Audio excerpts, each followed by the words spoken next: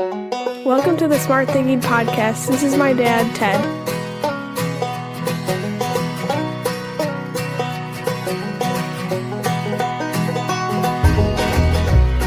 Welcome to the Smart Thinking Podcast. I'm your host, Ted Knightsky.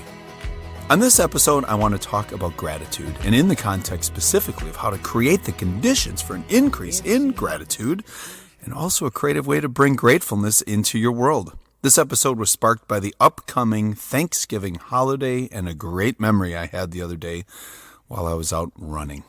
But this is a process and an idea that is applicable for every day. I'm a firm believer in being candid with people. I also think one of the best compliments a person can receive is when someone says, "I always knew where I stood with you." That comes from a regular and frequent reinforcement of what the other person is doing and the courage for you to step in and remind them or other people when they're not operating within their strengths. Too often we forget that candor is kind, and supporting people along the way of their own independent journey is a responsibility, that we all share. Dedicating time to supporting others is critical. The time is simply to notice the impact of others and positively reinforce it through all different types and ways. Speaking it, writing notes, sharing texts, doing anything you can to share the different ways that people have impact. But the key is to make sure that you are constantly sharing it with others, not just thinking it.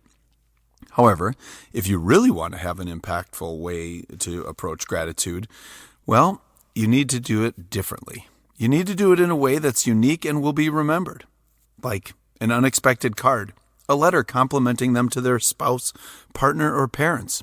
Even sending it to their kids if they're in a different season of life. It's very impactful and it won't soon be forgotten. You see, we live in this world where we need to get better at reinforcing the awesomeness all around us to give people the courage to just keep on going.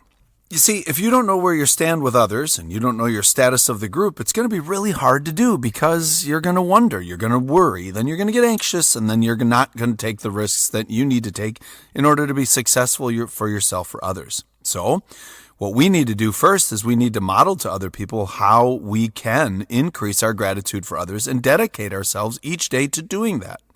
Now, before we get too far, let's get into our weekly reminders here. Because we are all leaders, and a leader is anyone who has influence over another person each day, each week, each minute, heck, every second. Because a leader is someone who is influencing others by their own actions, their own attitude, their own processes. And we need to remember that, which leads us to being a good follower. And a good follower is someone who takes the lead from other people and goes ahead and does it. Follows the mission, makes sure that they demonstrate an ability to collaborate with others, holds themselves accountable, is resilient, and finally chooses to be engaged in the work that they choose to do, because it is, after all, a choice. Finally, we have one behavior that guides all of it: empathy. Wondering what it would be like to be the people around us, putting ourselves in the position to really engage in the emotions and the feelings of the people that we support and serve so that we can do what's best for them. And we do that by reflecting each day, by asking ourselves, what has gone well today and what should I change for tomorrow?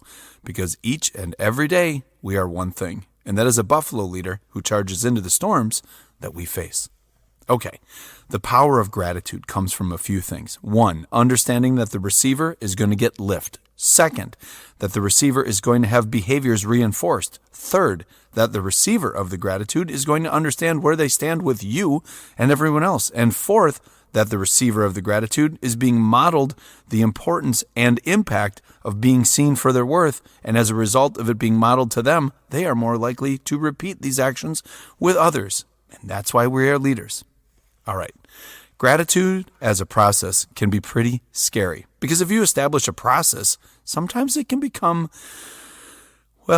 a little disingenuous. I remember one time I saw a leader create a spreadsheet to have every leader in their organization take on multiple people and then send cards of gratitude, only to go back into the spreadsheet to make sure that they filled in the spreadsheet so that everyone could see that everyone in the whole organization was being, reinforced for all of the different things that they had done.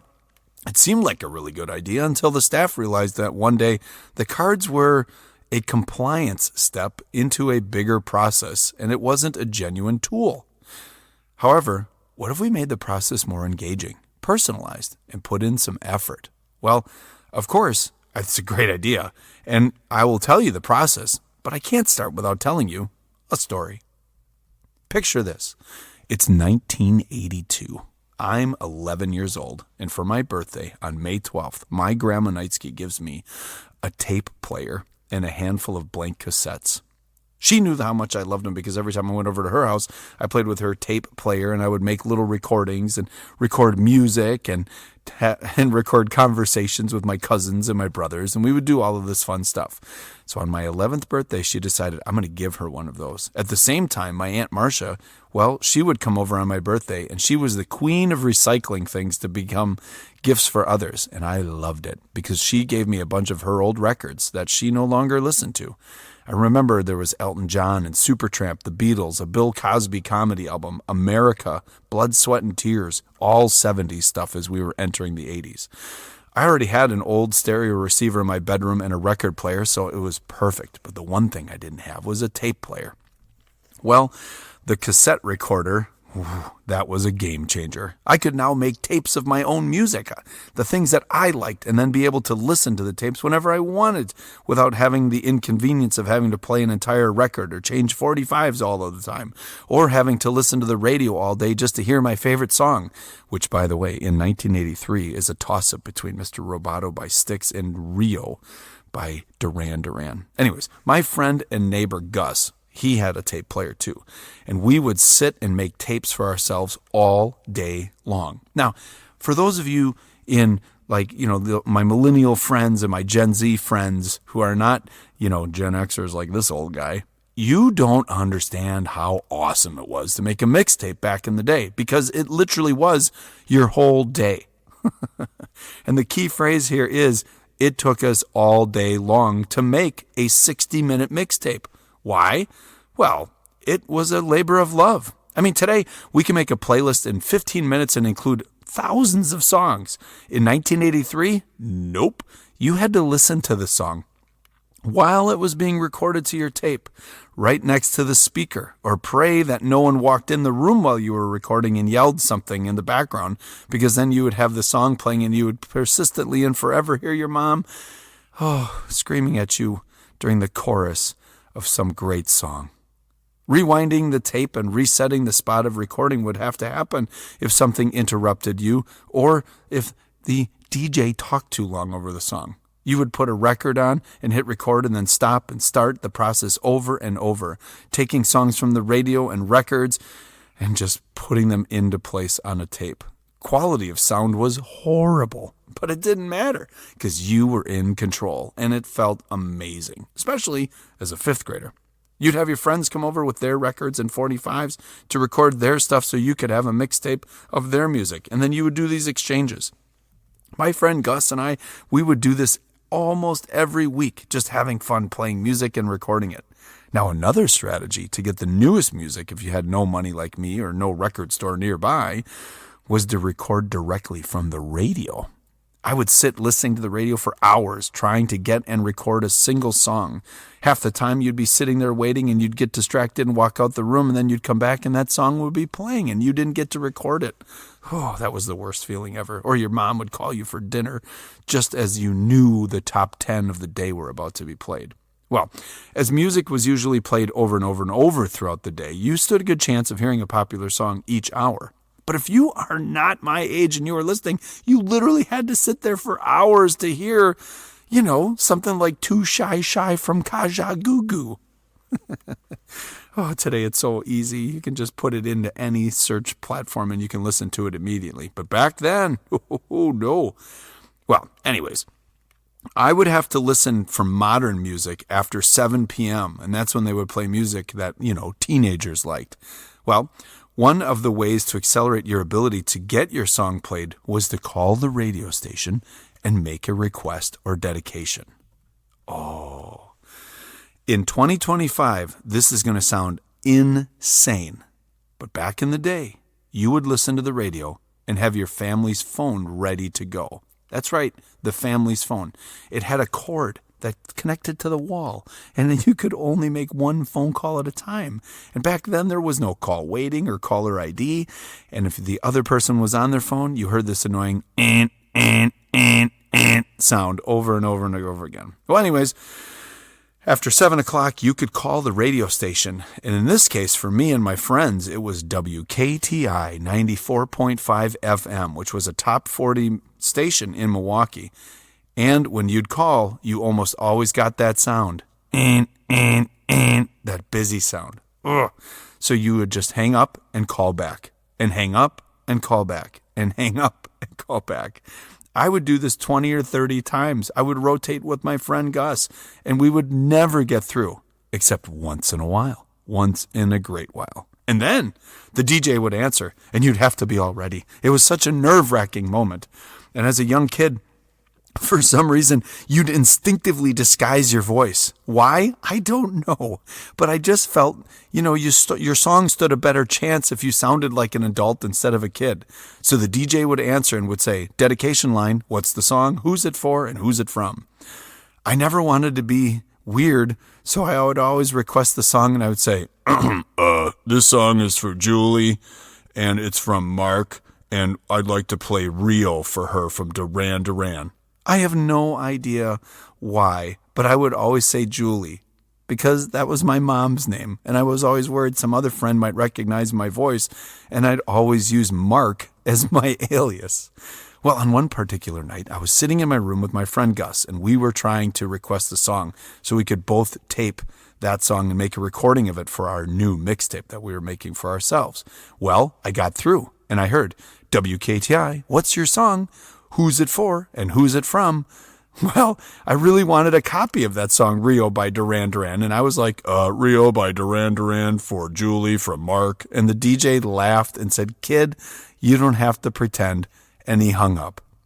Gus and I freaked out like we were in trouble, busted for pretending to be adults. I wouldn't feel that way again until I was older and trying to sneak into bars in college, but I digress. Anyways, we sat there waiting for what seemed like forever when all of a sudden we hear the DJ say, well, there's a young man named Mark out there somewhere who was a little nervous to dedicate this song to his crush, Julie. And then the song started to play. And like all DJs, he spoke over the intro about who knows what he was talking about. And then, just as Simon Le Bon's golden vocals hit, he stopped talking and Gus and I hit record. Click!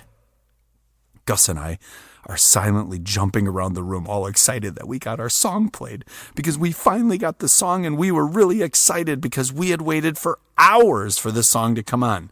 And just as the song was wrapping up, my tape recorder stopped. Click. I was crushed. I didn't get the whole song. I ran out of tape. Gus smiled because he had enough left to get the entire song.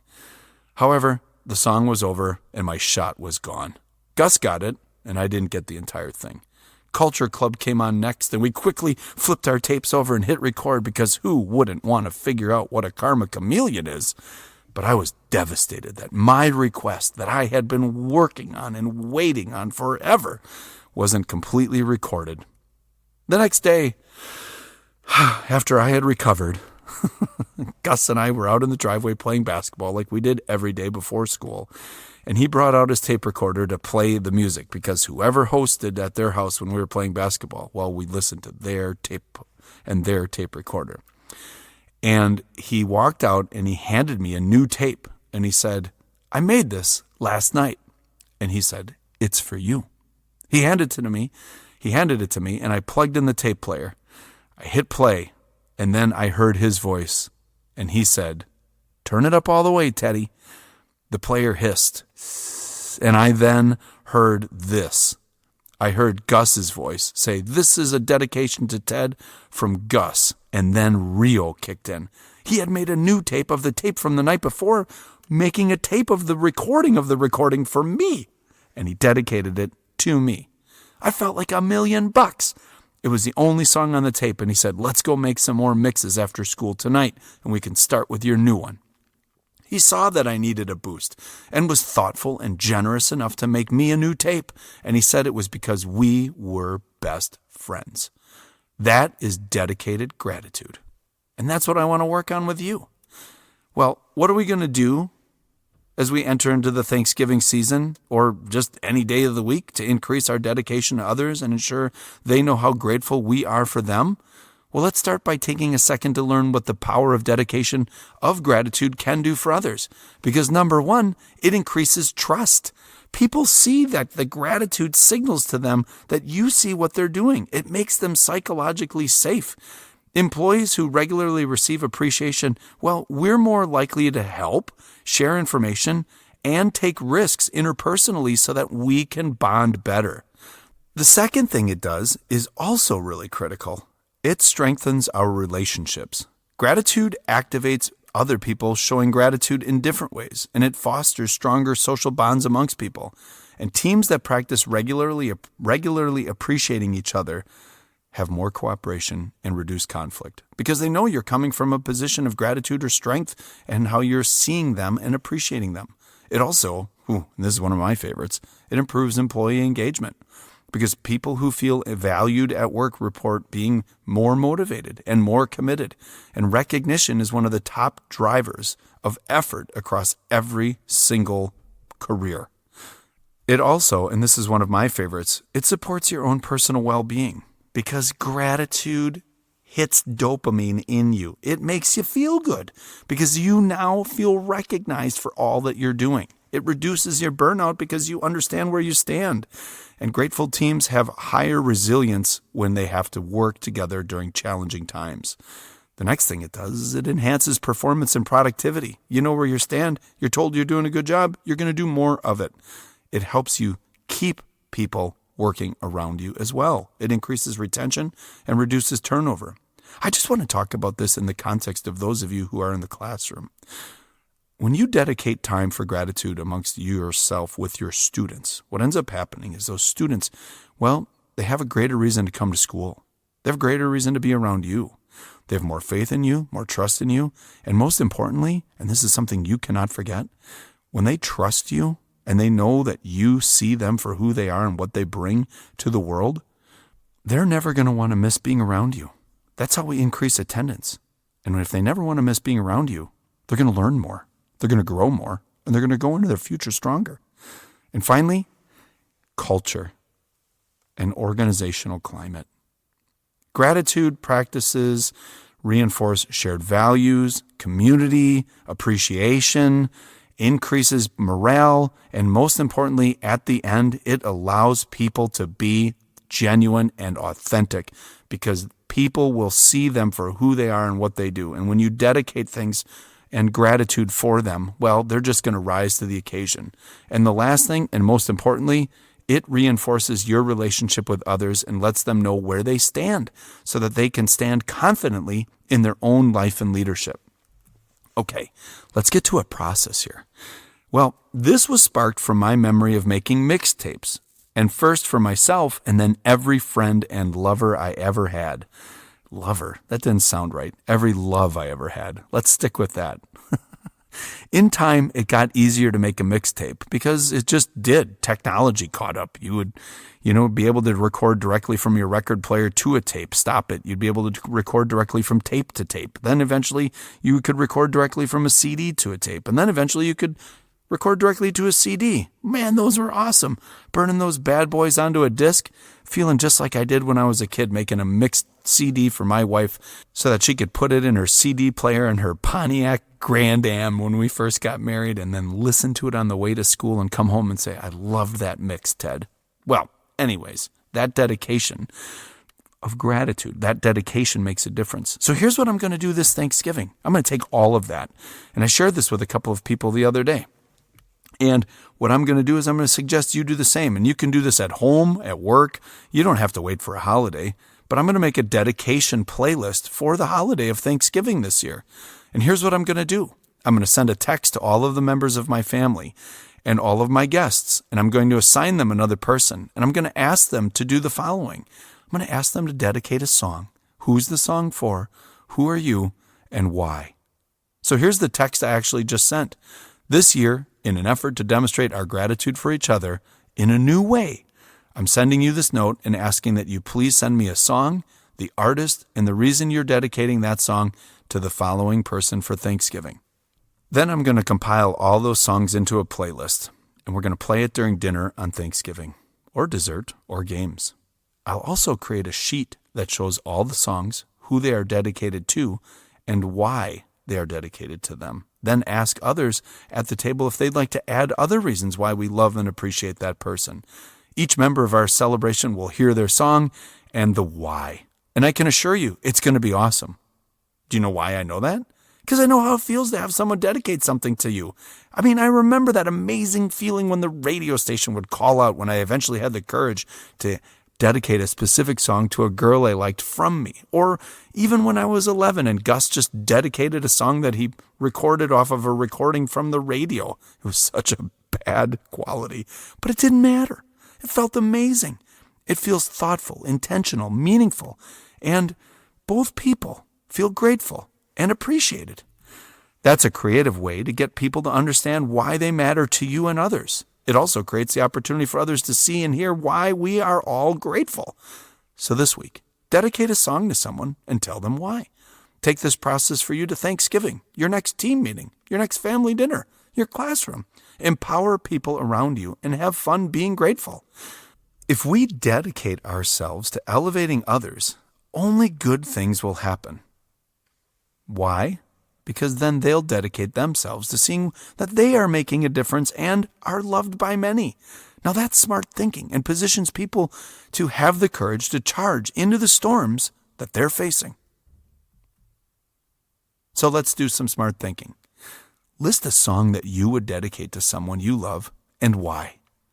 Describe a process you can playfully implement to help others soar with your appreciation. And finally, describe your process for genuine and playful recognition of your gratitude. That's it. That's the Smart Thinking Podcast. Hey, as always, thank you so much for listening to this one. I hope you have fun with this one. And please make sure to share this with others and help me help others elevate their own leadership and life as they grow forward with optimism, positivity, and the strength to charge into their storm. Also, thank you to the Well Pennies for their great music and allowing me to each week use their catalog to help us end each episode with a little bit of lift, optimism, and fun. Thank you so much, Brian and Sarah and Golden Bear Studios. All right, as we close out here, I wish I could play any song I wanted to, but I can't because it's a really expensive license. And if I could, though, I'd start by dedicating the theme song for the Peanuts to you. You know, Snoopy, Charlie Brown, the playful, jazzy dance song that always brightens everybody's mood. But I can't. But I can do this. I can dedicate this episode to the Buffaloes like you, who always step into the storm for yourself and others, who take the time each week to listen to me from my closet in my house, tell you all the different ways in which we can grow as leaders. The Buffalo leaders like you, who are not afraid to be innovative, optimistic, and caring. The Buffaloes who make the world a better place. So for you, well, I do have a song that I'm going to dedicate, and it is the song that is my theme song from the Well Pennies. And the reason I chose this song years ago was for a very specific series of lines in the song. And that's what I want to dedicate to you. From Ted to you, and my reason is this: you're amazing. You're going to do great things this week. You're going to do great things today. And as long as you keep remembering your three things that you have control over, your happiness, your engagement, and your choices, you're going to do great things as a leader forever. So here's what I want to dedicate to you. This specific line when you're listening to the song. And it is this: but there's a song arising, just you wait and see. Won't you take my hand and shake the world with me? It's why I picked the song, and it's why I appreciate you. So you know what? Regardless of what you're doing this week, let's go shake the world. It seems these days blue's covered up in a cloud and a blanket of grace.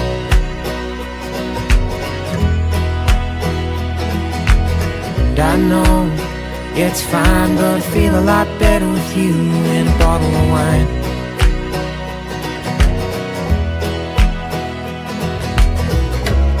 Every color's faded, everyone is waiting on. Well, there's a song arising, just you wait and see.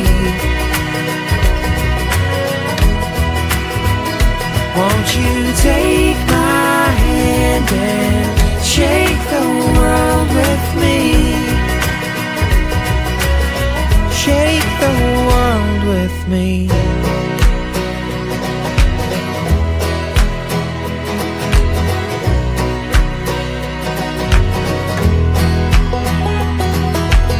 This heart in me feels like a feather but hurts like the sting of a bee.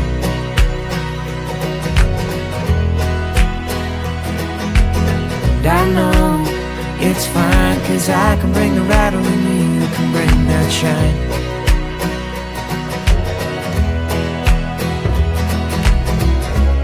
Every color's fading, everyone is waiting on. Well, there's a song arising, just you wait and see.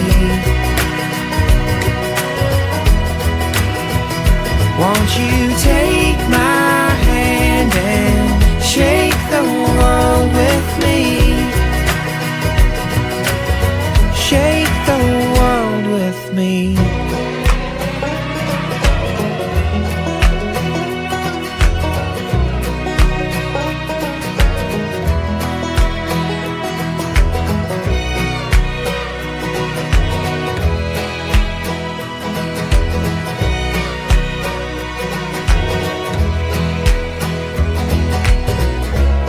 Every color's fading, everyone is waiting on. Well, there's a song arising, just you wait and see. Won't you take my hand and shake the world with me? There's a song arising, just you wait and see. Won't you take my hand and shake the world with me? Shake the world with me. Shake the world with me.